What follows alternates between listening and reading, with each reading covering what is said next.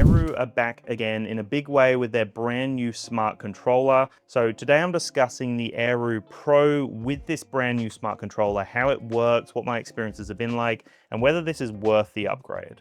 For full disclosure, the Aeroo Pro and the Aeroo smart controller was sent out directly by Aeroo. This video has been sponsored by Aeroo, but all of my thoughts expressed throughout this video are my own and it hasn't been influenced by them at all. Immediately, the first thing I noticed when I picked up the smart controller is just how well it's built. It feels sturdy, it's got a nice amount of weight to it, ergonomics are on point here, and everything just feels great. I'm really impressed with the build quality. The screen is great as well, the responsiveness of it, the brightness of it, all of that, which I'll get into soon. But just the overall feel of it and the build of it are great. A few comments that I wanted to make is to do with the antennas, firstly. So they feel great overall, but they do feel like the cheapest part of the controller. I just wish that they felt a little bit more premium. Not a huge amount, but there's just something off about them. They feel a little bit too flimsy or plasticky for my liking. Build quality overall on the controller feels really nice.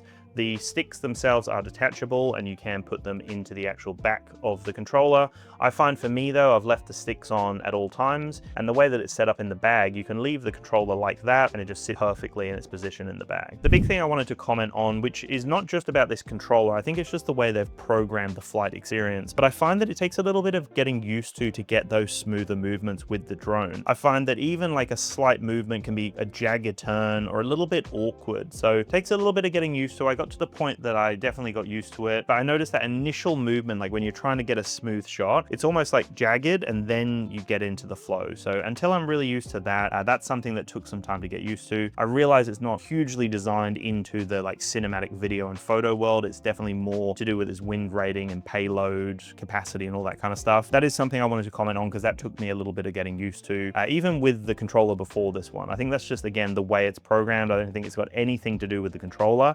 That's just the experience with the drone. But for most people, you're probably going to be okay with it. If you're just using it as a fishing drone, you're not even really going to care or notice. So on that note, I did test the Aeroo Pro a little bit more, and similar to my initial thoughts, the camera quality just isn't there, and it's definitely not designed to be a camera drone. The video looks fine. It's usable just at a glance if you want to see an area. You do have a fair bit of control to customize like what the image looks like. A fair bit of control actually through the app, which is quite nice. But for the most part, I found that it was either too yellow, the image, or just the quality wasn't entirely there. But again, it's not designed as a cinematic drone. What it is designed for though is its payload rating and for its wind resistance. So that's where it really excels. I flew in extremely windy conditions, had no issues. It really does command the sky nicely. The performance of it was great, had no issues with anything like that.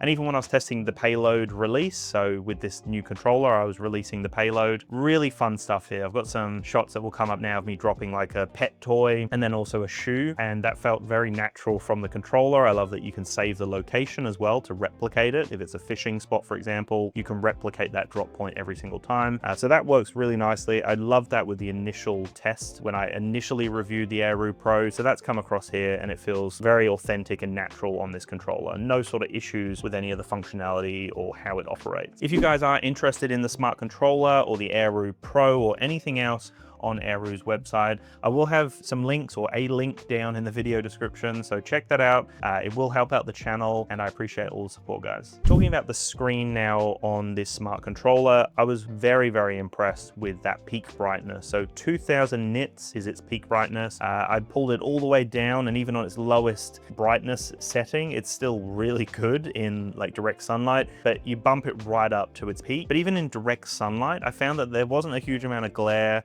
I didn't have to move that much. Like, really impressive in its peak setting with that brightness setting. I found it was great in any condition. So 2000 nit peak brightness is actually very impressive as a standard in the market. I found that that was pretty accurate most of the time. Besides that initial time that I launched the controller, that took a little longer, and some instances where it may take a little longer. But most of the time I was getting it within about that minute mark, and that was for everything. The satellites to connect, the controller and drone to connect up. It was pretty bang on around that minute mark, which is very impressive, especially for the context of this drone. Like if this is more so a fishing drone, knowing that you can get that drone up, everything powered on that quickly, great peace of mind, because you're probably going to get to a fishing spot, launch the drone, drop your bait in, bring the drone back, and then turn the drone and the controller off. And then when you're ready to go again, you've reeled it in, you've got the fish, then you want to go again. That time there is when you get it within about the minute mark, and then you can launch it and do the same thing. So really great for that fast workflow. They also say that you get up to 6 hours of battery life on a single charge. I never had to charge it from all of my tests. I probably have used it for 4 hours now, I would say, and never had to charge it at all. It's still got a decent amount of charge in it, and I'm going to charge it very soon. But yeah, battery life seems amazing, really. I'm quite impressed with that 6-hour mark. At the bottom of the controller, there is a full-size HDMI, which is so great to see, a micro SD slot, and a USB-C. So the USB-C is how you charge it.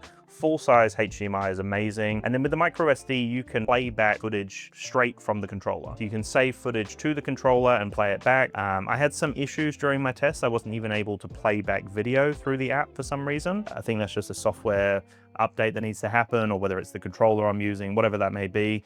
But yeah, for whatever reason, I was unable to access the Aeroo app for whatever reason. But I've got some footage now showing like some Splatoon gameplay, which is a Nintendo game. So that was directly from the micro SD. So theoretically, you can put footage on that micro SD and then watch it back directly on the controller. In the ideal world though, you can actually save the footage directly to the SD card on the controller. And then once the drone's powered down, you can watch everything back on the controller. So that's something that has worked for other people, but for whatever reason, it just doesn't work for me. With regards to the operating system, it's running some form of like an Android hybrid by the looks of it. It runs fine, like it launches the Aeroo app straight away. You've got some basic settings. There's a file management system through the storage options. You can play back videos and photos and all that kind of stuff. But outside of that, you can't seem to download anything. There's no internet like Explorer on it, no Firefox or anything like that I can access. But the experience at its core feels really natural and easy to use. When you drag down from the top to bring up the menu, there's not much there, very basic. It would be nice to see like a record screen option or a screenshot option through there.